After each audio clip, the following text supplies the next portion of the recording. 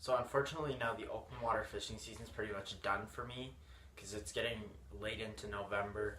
Water temperatures are really cold. A lot of the smaller lakes already have a thin layer of ice on top of them. Technically I caught a fish last night. I caught a mud puppy off my dock.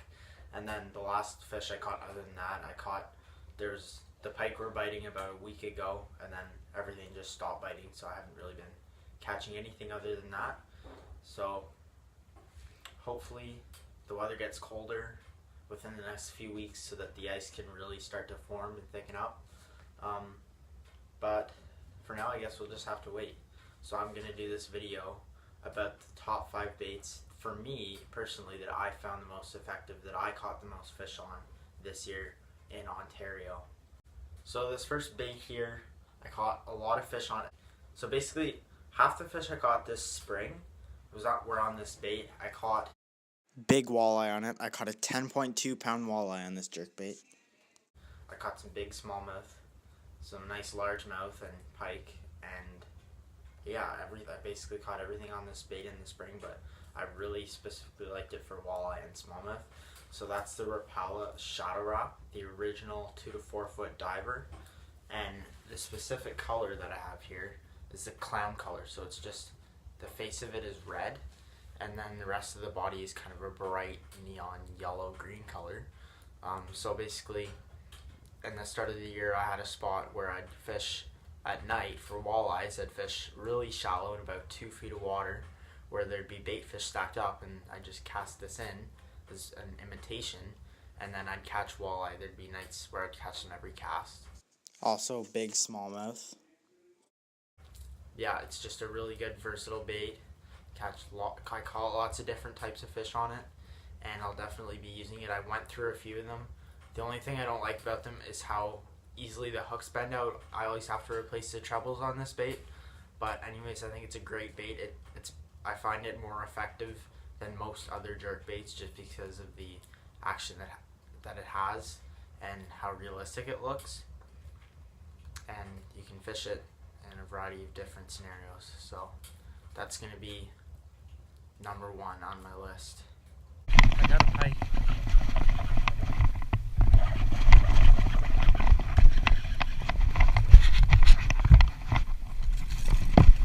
I just casted the jerkbait out there. So the second bait I have here is a bass bait. I caught in the spring and throughout the first half of the summer. I caught a lot of fish on this bait, sight fishing specifically, both largemouth and smallmouth. It's the pink bubblegum Senko. I don't actually have any pink Senkos right now because I'm all out of them because I use them all. Fish just love these pink Senkos, even though this is a white one.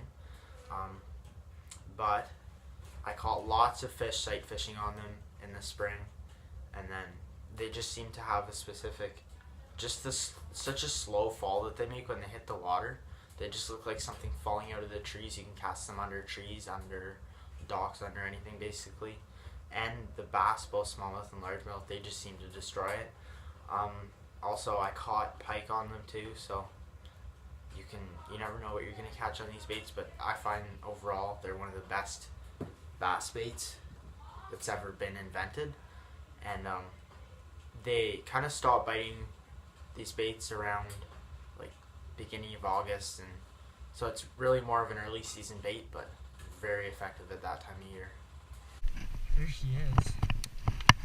Well, I can see him right now. Hopefully I don't spook him. Oh, there's 2. As soon as I hit the water, they're so aggressive today. That's a nice one too. It was literally as soon as this bait touched the water, this fish just demolished it. Here. There we go. There were 2. I'm guessing this one might be the female. And like that was as soon as it hit the water. So this next bait I have is the bait that helped me break my personal best largemouth bass this year. It's the topwater weedless frog. So it's just a frog. I caught first half of the year and like spring and summer, all throughout the summer, I caught tons of massive largemouth on this at this one lake that I always fish. One day I was lucky enough to break my PB by 6 ounces. I caught a 6-pound, 6-ounce largemouth on this live target frog here. My two favorite ways to fish for bass, I would say, would probably be sight fishing and topwater fishing. And by using this bait, you can combine those both depending on the situation you're fishing. Like the lake that I fish doesn't have a lot of like vegetation that goes above the surface, so you're able to just sight fish these fish that are roaming the shallow flats. You can just cast a frog a fair distance in front of them and they'll see it from a distance in really clear water, and you can watch them attack it. So this is a really cool bait for catching big largemouth, and mostly the summer, sometimes late spring as well.